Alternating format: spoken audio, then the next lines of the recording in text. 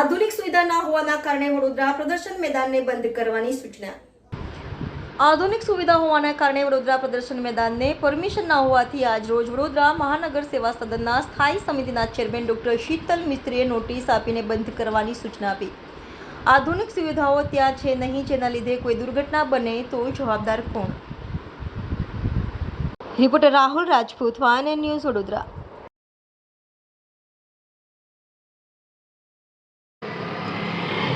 વડોદરા પ્રદર્શન મેદાન ઉપર બે જાતના ફન પાર્ક લાગ્યા હતા.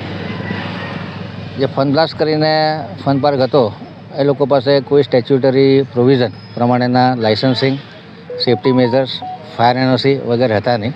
આથી એમને નોટિસ આપી અને તાત્કાલિક અસરથી બંધ કરવાની સૂચના આપવામાં આવી છે. આગળ જે ફન પાર્ક છે એના સ્ટેચ્યુટરી પ્રોવિઝન પૂરા છે અને એ લોકો પાસે તમામ પ્રકારના ફિટનેસ છે. એ લોકોએ કલેક્ટર અને પોલીસ કમિશનરને એફિડેવિટ કરી અને તમામ જવાબદારી કોઈપણ જાતની જાનહાનિ કે કશું પણ થાય, નુકસાન થાય એની જવાબદારી એમની રહેશે.